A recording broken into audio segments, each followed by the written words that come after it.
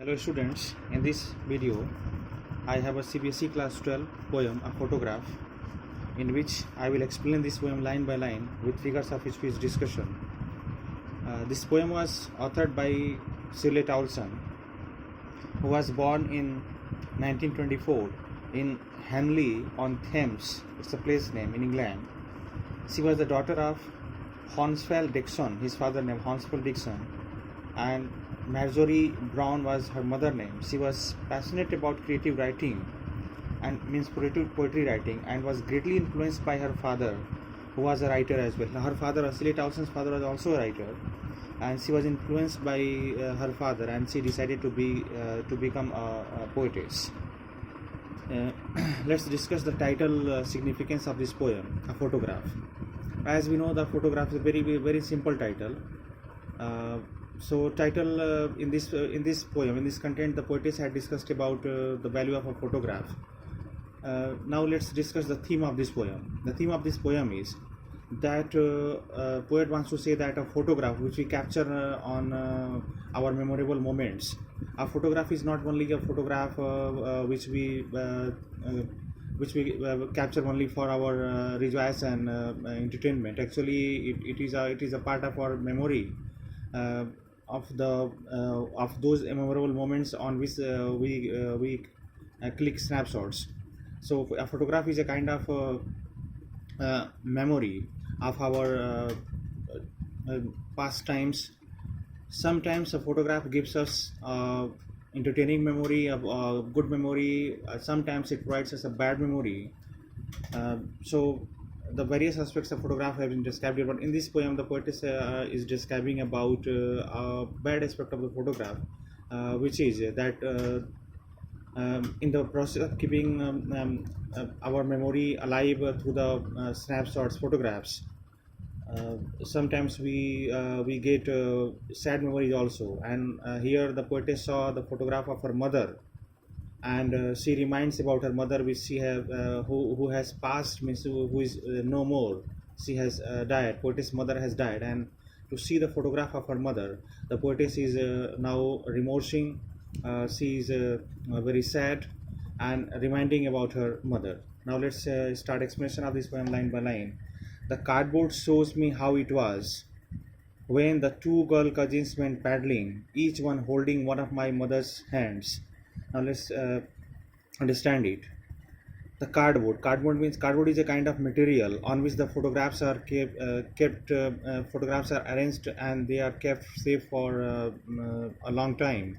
So cardboard is a hard material on which photographs are kept to keep it preserved for a long time. So the cardboard shows here, the cardboard actually the photograph, but cardboard is basically a hard material on which the photographs are pasted, means framed photograph.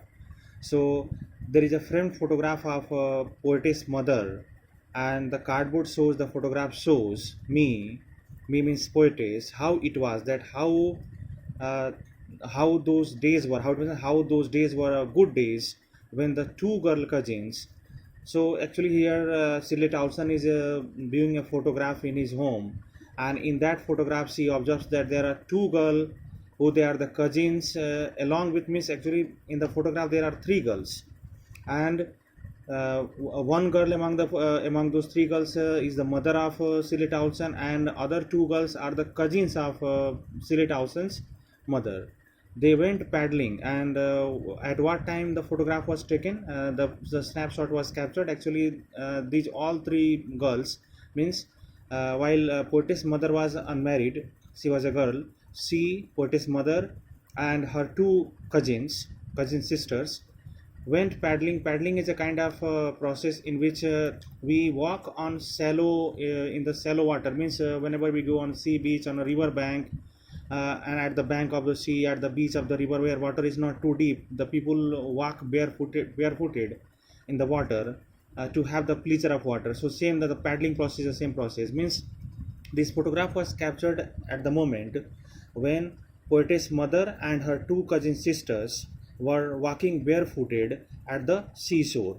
At that moment the photograph was captured, and right now the poetess is observing that photo and reminding her mother, each one holding, and each of the cousins of poetess mother holding, they were picking, they were capturing one of my mother's hands. Means one hand was hold by one cousin, and another hand was hold by other cousin. So both the girls, means you can say that poetess mother was in the middle, and two girls to her cousins were standing beside her both side, and they were holding her hands. In this pose the photograph was taken.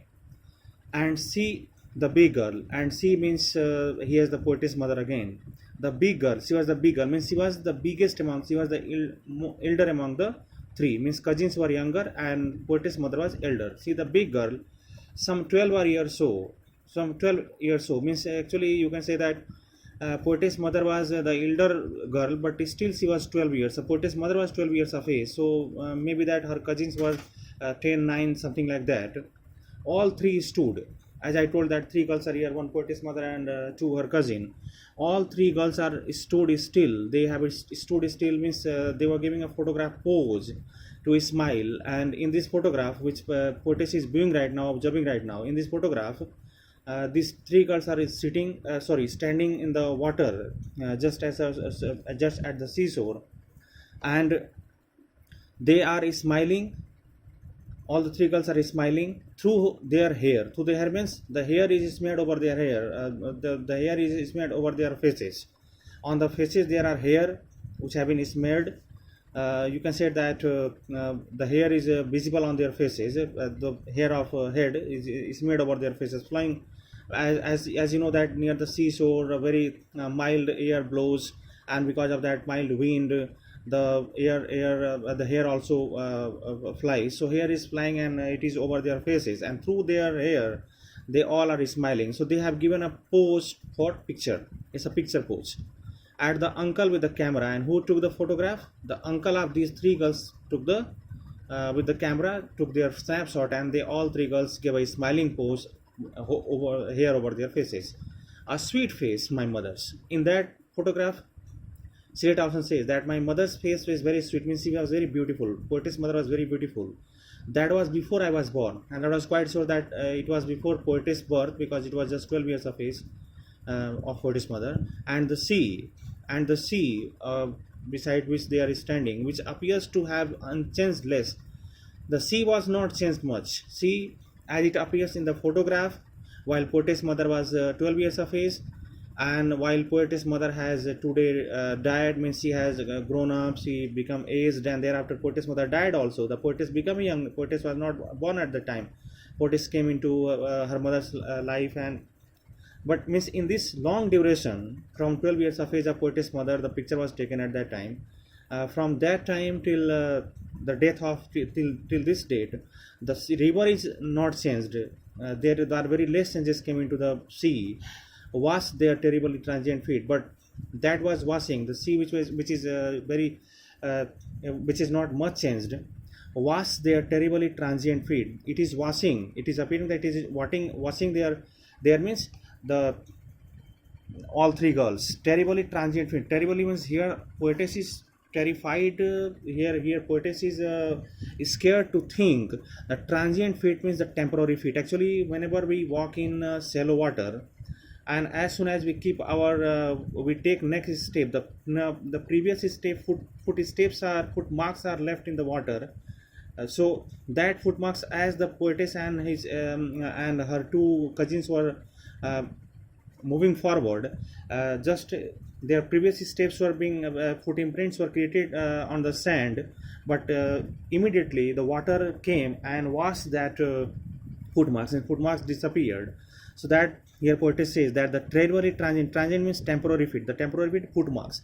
But here the poetess wants to say that the nature is permanent. The sea is the part of nature. Nature is permanent, but the human life is very temporary.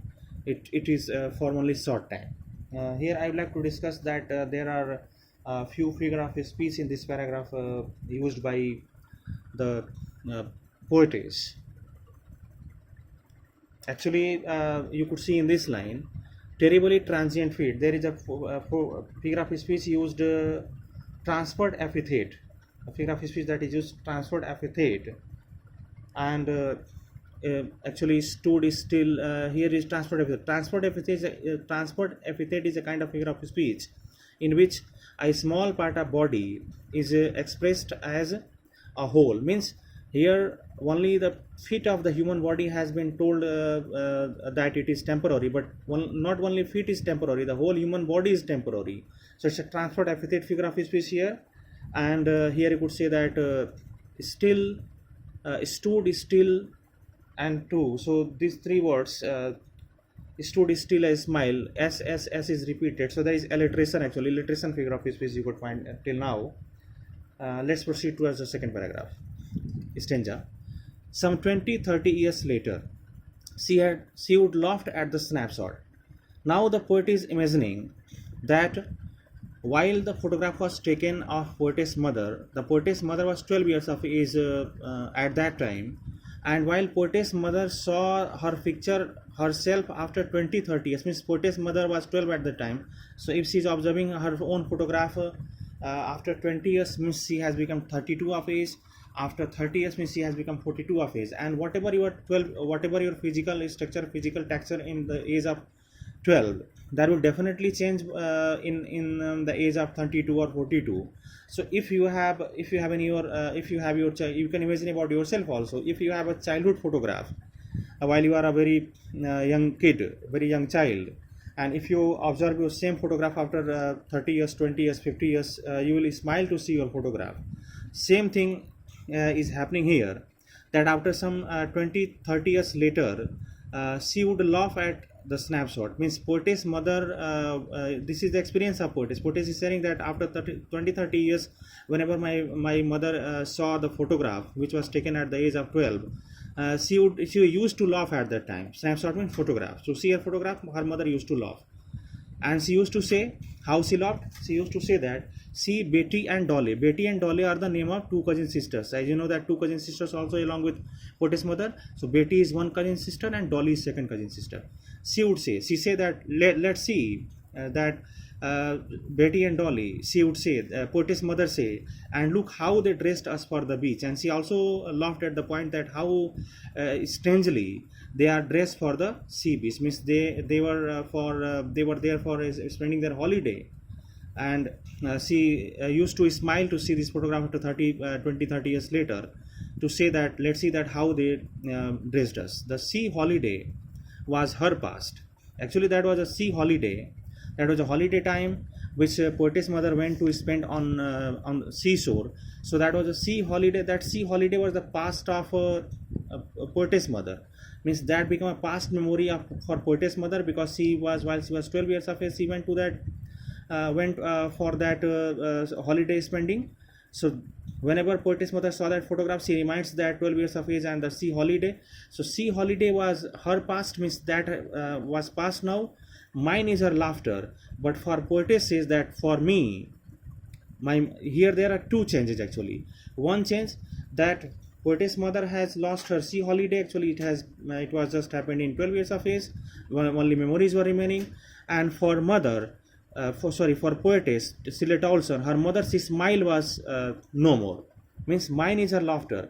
The sea holiday was the past for poetess mother, and for poetess her laughter was, means whenever poetess mother used to see these photographs, she used to laugh.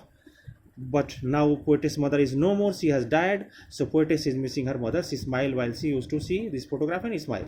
Both means both these changes. First change in the life of mother, poetess mother, and second in the change of poetess life herself. Both these changes with the labored ease of loss. Actually these both are loss. First loss for poetess mother, and second loss for poetess, that she has lost her mother's laughter. Actually she has lost her mother. She has died. Both these changes were true, but it was not easy to digest. Labored ease means it was an easy process to understand that both were over. The poetess mother laughter was over, and the poetess mother old day was over. The poetess had loved her mother. But though knowing that it was a true fact, but poetess needed a lot of hard work, means with a lot of difficulty. The poetess labored, means the poetess struggled herself, struggled to her mind and soul to convince herself to accept the truth that she has lost her mother. So both these changes were truth, easy to understand but difficult to accept. Now I will discuss the figure of speech used in this stanza. Let's see here some 20, 30. So tt is repeated here again. There is a alliteration figure of speech. Now the poetess is using here expression labored is. Labored is actually the oxymoron figure of speech you could find. Oxymoron is a kind of figure of speech in which you find two different kinds of expressive words or two different kinds of expressive phrases, but both but very meaningful. If why it is a figure of speech oxymoron is here, because if anything is easy means easy, that cannot be labored, difficult, and if anything is difficult cannot be easy. So it's a oxymoron figure of speech is used here. Now I am coming to the last stanza, the third one. Now she has been dead nearly as many years as that girl's lived. Actually, very meaningful line. Now the poetess says that she has been dead, that the poetess, she means poetess mother has died nearly as many years as that girl lived. Means poetess mother has died as many as years before as that girl lived in the photograph. Means in the photograph the girl is 12 years of age. It means, and 12 years before the poetess mother has died also. So as it is the age of the poetess mother in the photograph, same years has passed of poetess mother passed away also. So she has died, poetess mother died 12 years before. And of this circumstance, and at this circumstance means at this loss, there is nothing to say at all. The poetess is feeling very emotional. She is feeling very griefy. She is feeling very sad. She is actually shocked, and she says that there is nothing to say at all. I have nothing to say. Means I cannot express my sorrow. I cannot express my disappointment at the moment of my mother's death. I cannot talk further about it. It's silences, and the silence of my mother silences me. The silence of the situation, the silence of my mother making me silence. Again, I will discuss the figure of speech used in this particular stanza. Though it's short stanza, but there is a figure of speech. Silences. Actually, here silence SS is repeated, so it is again alliteration here. Figure of speech alliteration. But silence is in silences there is a figure of speech, you can say a personification also. Personification is a figure of speech in which the non-living and the lifeless objects are being expressed as living objects, as being full of life objects. Similarly, let's see that how here it is a personification. Silence is here because of circumstance, and circumstance is actually a kind of non-living object. See, circumstance is non-living object. Circumstance has made circumstance is silence here. So, and that silence make the poetess silent. So actually, the silent can't be silence. Actually, the silent can't be silent because it is non-living object. So it is a personification here as well as alliteration. Thank you.